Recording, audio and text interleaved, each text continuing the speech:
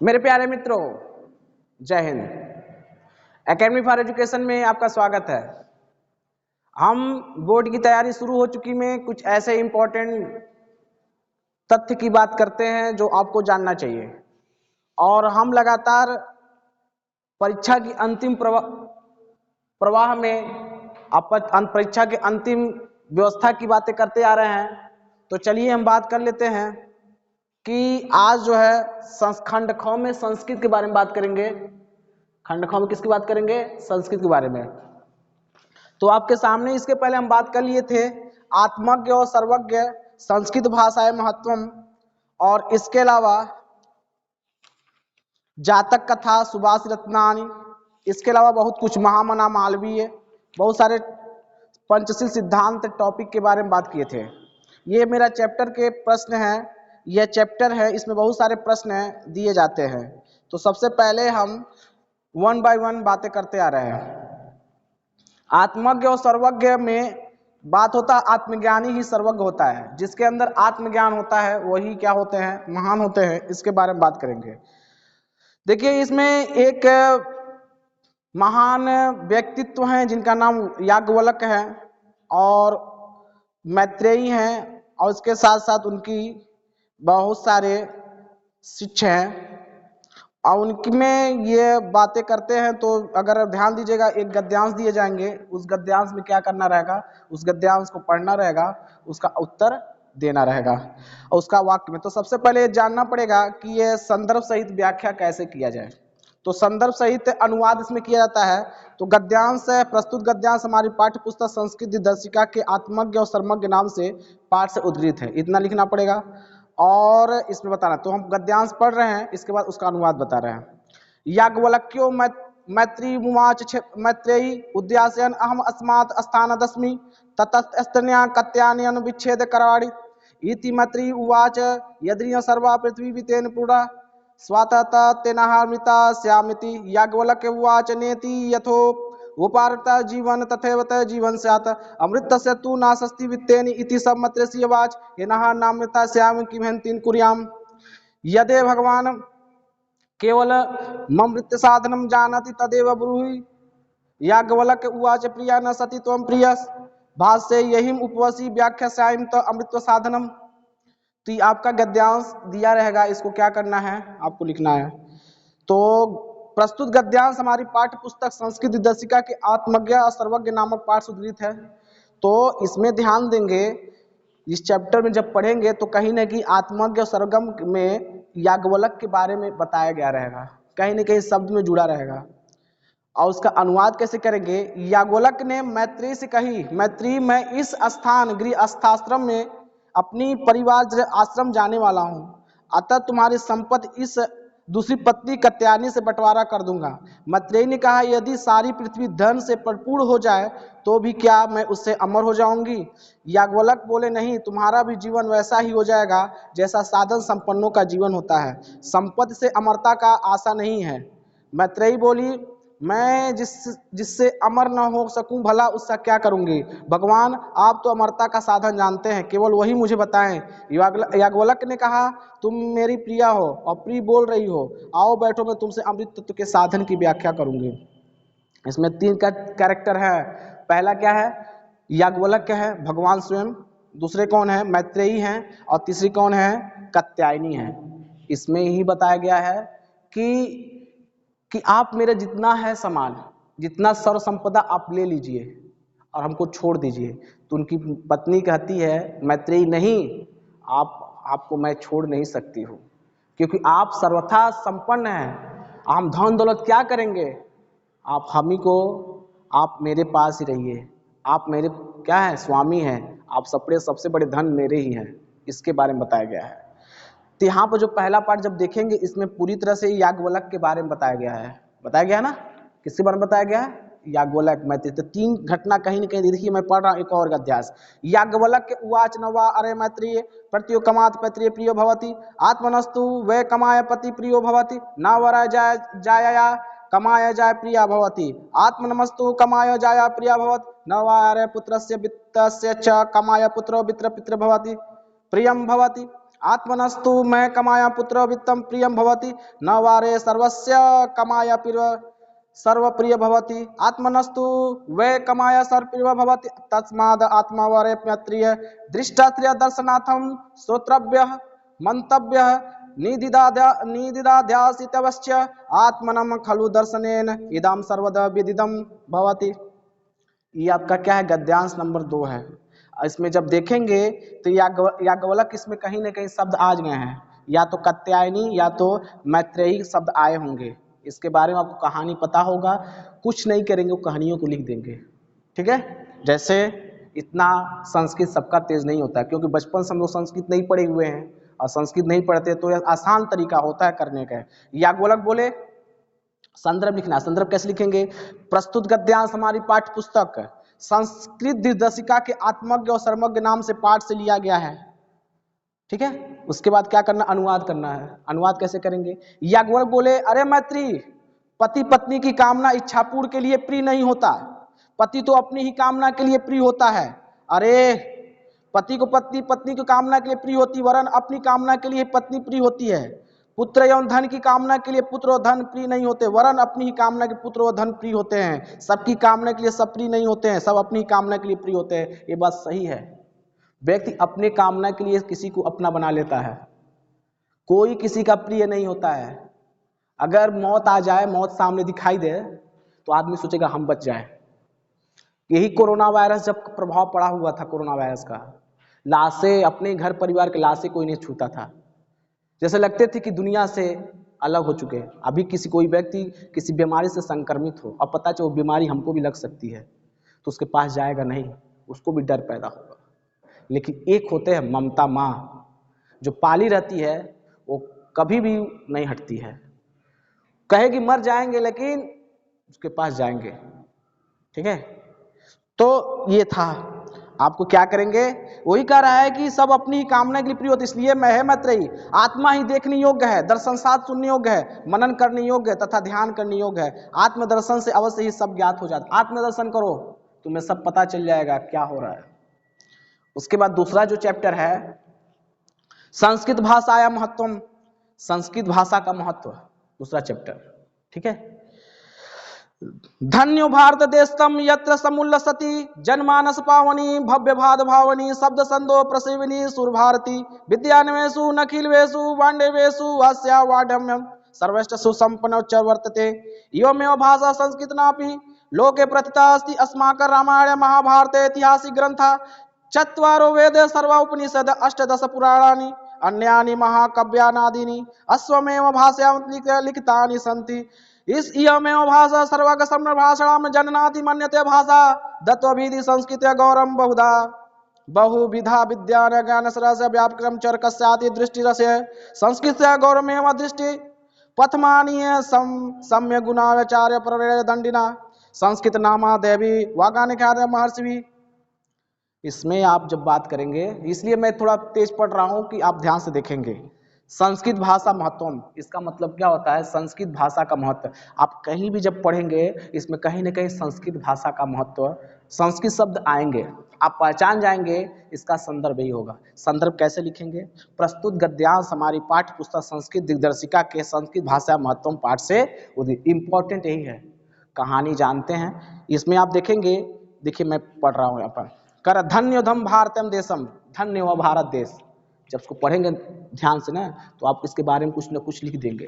ठीक है, जैसे मैं पढ़ रहा हूं, धन्य हुआ भारत देश जहां जनमानस को पावन पवित्र करने वाली, अच्छे भाव को उत्पन्न करने वाली, शब्द समूह को जानने वाली देववाड़ी संस्कृत शोभायाम विद्यमान समस्त साहित्यों में इसका साहित्य सर्वश्रेष्ठ और सुसंपन्न है। यही भाषा संसार में संस्कृत नाम से भी प्रसिद्ध है। देखिए संस्कृत शब्द कहीं बीच में आया था ना।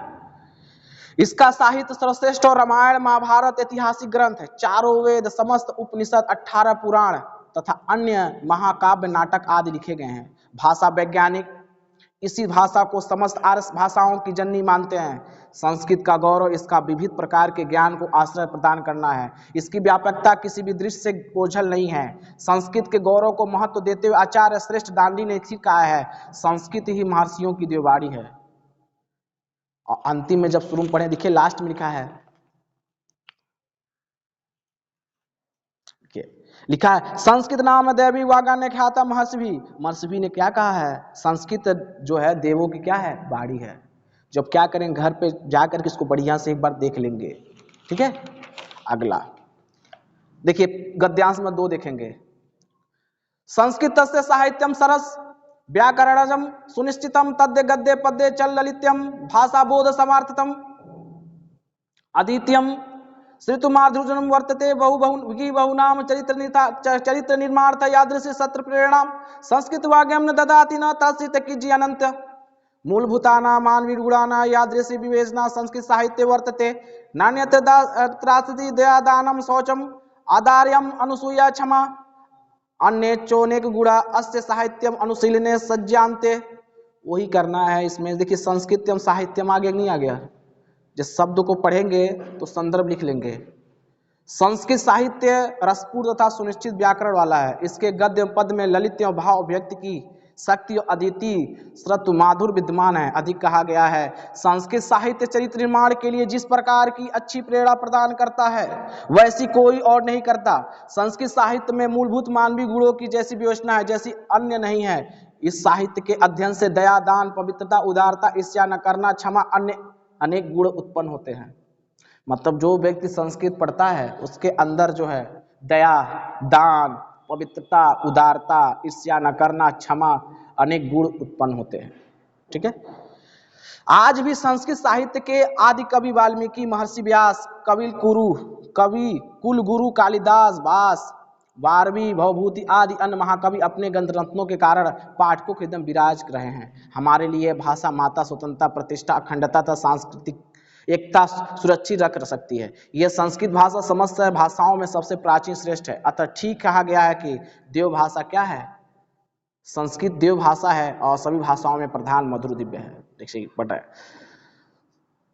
संस्कृत साहित्य आदि कवि वाल्मीकि, महर्षि व्यास, कवि कुलगुरु कालिदास, अन्य च भास, भारवी, भवभूत्यादेव महाकवय श्री स्वकी व ग्रंथादि यद्यपि पटकानाम हृदय विराजन्ते एवं भाषा अस्माभिः मात्र सम्मानीय वंदनीय च यतो भारत मातु स्वतंत्रतां गौरवम अखंडतम संस्कृत निकेत पंजनम संस्कृत में सुरक्षित संख्या तो संस्कृत भाषा सर्वासु भाषु प्रचिंतम श्रेष्ठ चास्तित्वम सुष्टुतम भाषासु मुख्य मधुरा दिव्य गिरिवा भारती इति दिया है ना।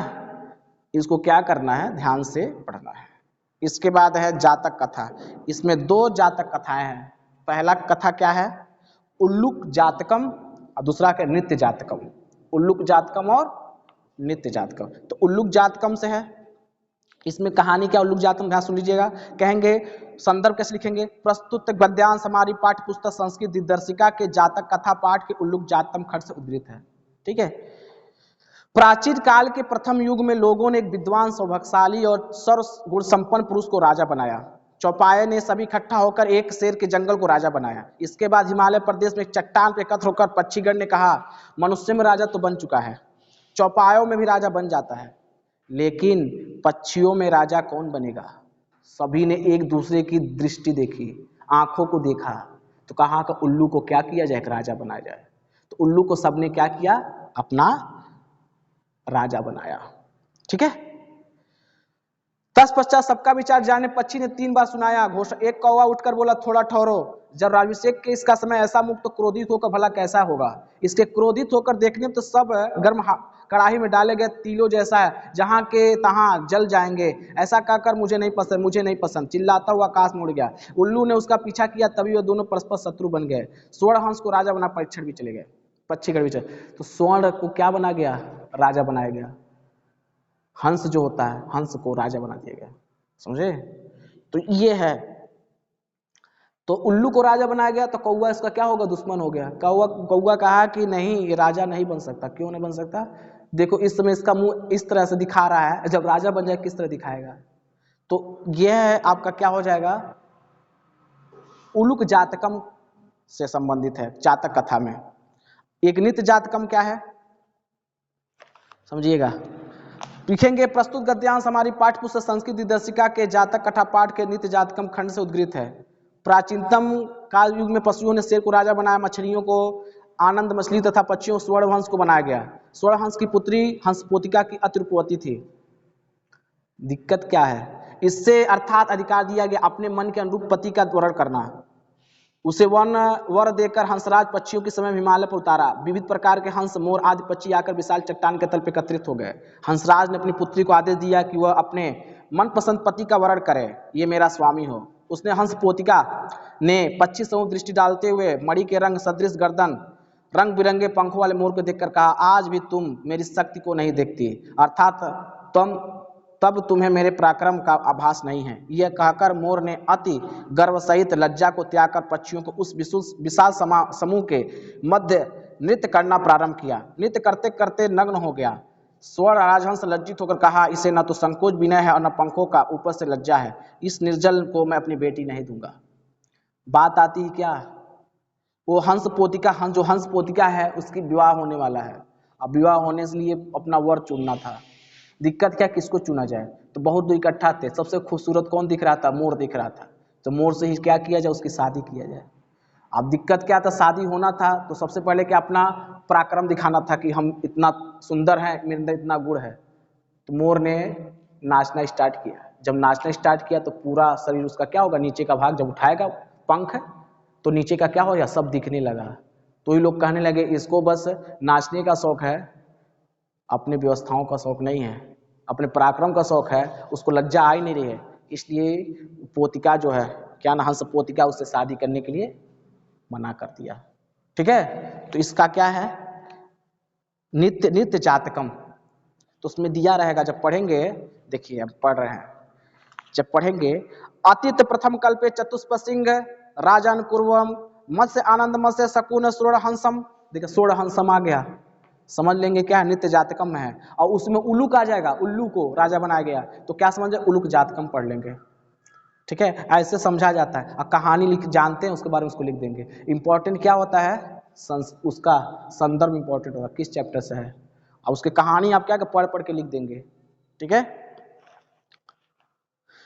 देखिए नाना प्रकार हंस समुदाय रम शकुनिगणा सामत्य एकस्मिन् महति पाषाण तले सन्यपतम हंसराज आत्मनम चिरुरति च सा स्वामी कण आगत्य ब्रीडयाति इति दृदुहित मर्दिसा सा शकुने संडे अवलोकयन्ति मणिकवर गिर्वा चित्रप्रेक्षणा मयो दृष्ट अयम स्वामिको भवति अत्या भवत मयूर अद्यापि तत्वानुमे बलम पश्यसि इति अतिवर्ण्य लज्जायां तकता त्वनम्य शकुनस्य मम मध्यम पक्षो प्रया नति तुम्बरद्याम ध्यानं प्रचित्य स्वर्ण हंसरम लज्जित असम नव अहि अस्ति नवग्रहणं समुत्याने लज्जा नास्मे गत्रपयाव स्वदूरहितरं दस्यामि इत्यकथवत्। तो इसको क्या करना है, आपको ध्यान से इसको पढ़ना है।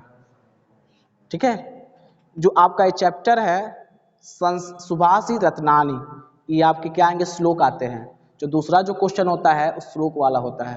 ये पहला जो क्वेश्चन होता है गद्यांश वाला है, उसमें श्लोक लिखना होता है, श्लोक का अर्थ लिखना होता है। जैसे दिया हुआ है, मैं पढ़ रहा हूं श्लोक में,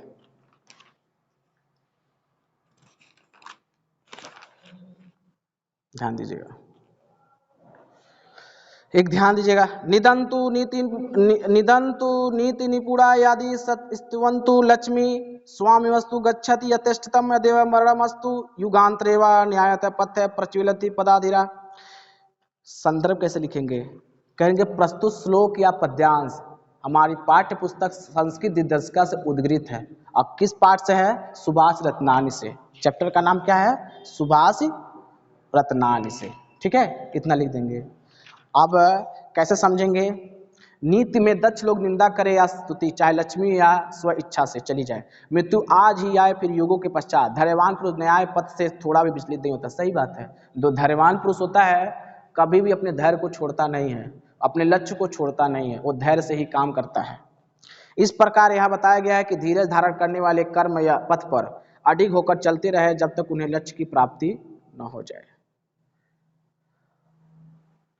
ठीक है, अपने अच्छे आचरण कर्म से पिता को प्रसन्न रखने वाला पुत्र, सदा पति का हित चाहने वाली पत्नी, आपत्ति दुख को सुख एवं जैसा व्यवहार करने वाला मित्र, इस संसार तीनों में प्राप्ति पुण्यशाली व्यक्ति ही होता है। देखिए 3 लोग होते हैं, ध्यान दीजिएगा। अच्छे आचरण करने पिता प्रसन्न करने वाला पुत्र, ये पुत्र और पिता के बीच के संबंध को बताता है। अगर जिसका पिता, उसका जो पुत्र अगर अच्छा मिल जाता है, अच्छा हो जाता है, तो उसके जीवन की सबसे बड़ी खुशी मिलती है। अगर पति को अपनी पत्नी अच्छी मिल जाती है, पति को अपनी पत्नी, अब पति को अपनी पत्नी या पत्नी को अपनी पति अगर अच्छा मिल जाता है, जीवन का सबसे बड़ा सुख मिलेगा। एक मित्र को अच्छा मित्र मिल जाता है तो जीवन सुखमय हो जाता है। तो 3 चीजें हमेशा याद रखिएगा, ठीक है। जैसे प्रीणारतियम सुचेत्रतम पित्रम सपुत्रो, देखिए पित्रम सपुत्रो यम भद्रुरेव हितमिच्छति तत कल्त्रम तन्मित्राणि सुखे च सक्रियम यद एकत्रम जगति पृष्ठ की ओर लभंते। मतलब कहने का मतलब है, अगर अच्छे आचरण कर्म से अगर एक पिता को प्रसन्न करने वाला पुत्र मिल जाता है, पत्नी को अपना पति अच्छा मिल जाता है, और इस संसार में एक मित्र को एक अच्छा मित्र मिल जाता है, तो तीनों लोग क्या हो सकते हैं, खुशी का जीवन व्यतीत कर सकते हैं। ठीक है, ये दिया है। महामना मालवीय से भी क्वेश्चन आ सकते हैं। बात समझ आ गई? महामना मालवीय से तो कैसे लिखेंगे? प्रस्तुत गद्यांश हमारे पाठ्य पुस्तक संस्कृत 10 का महामना मालवीय पाठ से उद्धृत है। महामना मालवीय से, ये आपका गद्यांश का है और इसमें आपको पूरी तरह से लिखना है। इसमें कहीं न कहीं मदन मोहन मालवीय के शब्द कहीं न कहीं दिखाई देंगे। जैसे देखिए मैं पढ़ रहा हूँ, महामनस्विन मदन मोहन मालवीय जन्म प्रयागे प्रतिष्ठित परिवारे भवत्। अस्यं पिता पंडित ब्रजनाथ मालवीय संस्कृत सम्मान विद्वान आसीत्। एवं प्रयाग एवं संस्कृत पाठशालायां राजकीय विद्यालय मेयो सेंट्रल महाविद्यालय च शिक्षां प्राप्त। अत्र राजकीय विद्यालय अध्यापनम् आरब्धनं युवक मालवीय स्वकीर्णेन प्रभावपूर्णाभावेन जनान् मनसानि अमुहत्। अतः अस्य सहृदयं तं प्राणिकद पदवी प्रायमदेशस्य श्रेष्ठतम सेवाकृत्यं प्रेरितवन्तः। तदानुसारम् अयं विधि परीक्षार्थं प्रयागस्थे उच्च न्यायालयं प्राणिकर्वकं कृतमारतं। विधे प्रकृष्ट ज्ञानं मधुरालापेन उदाहरण व्यवहारं च शीघ्र मित्राणां न्यायाधीशजन सम्मानजन भवतः। इसमें दिया है, पढ़ेंगे तो महामना मदन मोहन मालवीय कहीं लिखा होगा, आप पहचान जाएंगे चैप्टर कौन का है, महामना मालवीय। अब इसके बारे में थोड़ा सुन लीजिए। महामना मदन मोहन मालवीय का जन्म प्रयाग इलाहाबाद में एक प्रतिष्ठित परिवार में हुआ था। इनके पिता पंडित ब्रजनाथ मालवीय संस्कृत के मानवीय विद्वान थे। इन्होंने प्रयाग में ही संस्कृत पाठशाला राजकीय विद्यालय मेयो सेंट्रल का महाविद्यालय में शिक्षा प्राप्त किए। राजकीय प्रारंभ की युवा मालवीय ने अपने प्रभावी ओजस्वी भाषण लोगों को मनमोह लिया। अतः उनके शुभचिंतकों ने उन्हें अधिवक्ता वकील की पदवी प्राप्त कर राष्ट्र की श्रेष्ठतम सेवा करने के लिए प्रेरित किया। उसी के अनुसार उन्होंने विधि कानून की परीक्षा उत्तीर्ण कर प्रयाग स्थित न्यायालय में वकालत करना शुरू कर दिए। विधि के उत्कृष्ट ज्ञान, मृदु वार्तालाप तथा अपने व्यवहार से शीघ्र मित्रों एवं न्यायाधीशों के सम्मान के पात्र बन गए। सम्मान के पात्र बन गए। उसके बाद देखिए गद्यांश नंबर 2 दिया है।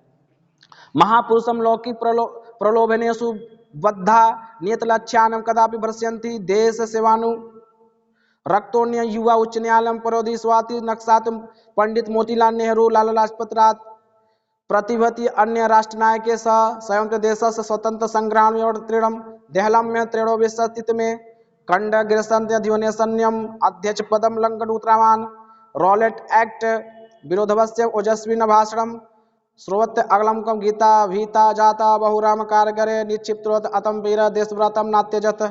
दिया ना, ये दिया हुआ है। इसमें भी आप क्या करेंगे, पूरी तरह से देख लेंगे। महामना विद्वान वक्ता धार्मिक नेता, महामना विद्वान वक्ता धार्मिक नेता कुशल पत्रकार थे, किंतु जनसेवा इनकी सर्वोच्च गुण था। जहाँ कभी लोग दुखी और पीड़ित देखते तो उससे उपस्थित होकर सब प्रकार की सहायता करते थे। प्राणियों की सेवा का इनका प्रभाव आज हमारे बीच उपस्थित होकर भी महामना मालवीय अमूर्त रूप से अपने यश का प्रकाश बांटते हैं। गहन अंधकार से डूबे लोगों को सन्मार्ग दिखाते हैं, स्थान पर जन जन के बीच उपस्थित होते हैं। एक दिया है पंचशील सिद्धांत चैप्टर से, पंचशील सिद्धांत से, इसको आप पढ़ेंगे, ठीक है। इसमें ध्यान दीजिएगा, ये दिया है कोई भी राष्ट्र किसी भी दूसरे राष्ट्र के आंतरिक विषयों में किसी प्रकार का हस्तक्षेप नहीं करेगा। प्रत्येक राष्ट्र परस्पर प्रभुसत्ता तथा प्रादेशिक अखंडता का सम्मान करेगा। प्रत्येक राष्ट्र परस्पर समानता का व्यवहार करेगा, कोई भी राष्ट्र दूसरे से आक्रांता नहीं होगा, सभी राष्ट्र अपनी अपनी प्रभुसत्ता की शांतिपूर्वक रक्षा करेंगे, विश्व के जो भी राष्ट्र शांति में इच्छा रखते इन नियमों को अंगीकार करेंगे, स्वीकार करेंगे, राष्ट्रों के साथ अपनी मैत्री भाव दृढ़ करेंगे। तो गद्यांश 3 आपको पढ़ लेना, गद्यांश 3 पंचशील सिद्धांत में। किमपि राष्ट्रम कस्यानासम राष्ट्रस्य आंतरिकेषु विषयेषु कृष्टिमपि व्याख्याता न करिष्यते। प्रत्येक राष्ट्रम परस्पर प्रभुसत्ता प्रादेशिक मखंडतात सम्मानयिष्यति। प्रत्येक राष्ट्र परस्पर समानतम व्यवहारिष्यति। किमपि राष्ट्रम परेण नांक्रास्यते। सर्वांगणी राष्ट्रीय मिथा स्वाम स्वाम स्वाम स्वाम प्रभुसत्ता शांत्याम रक्षयन्ति। विश्वस्य यानि राष्ट्राणि शान्तिमिच्छन्ति तना इमानि मन्त्रिकृत्य परराष्ट्रेस्माद् स्वमैत्री भावं दृढ़ीकुर्वन्ति। इसको क्या करना, आपको गद्यांश 3 को क्या करना, ध्यान से इसको पढ़ना है, इसको तैयार कर लेना है।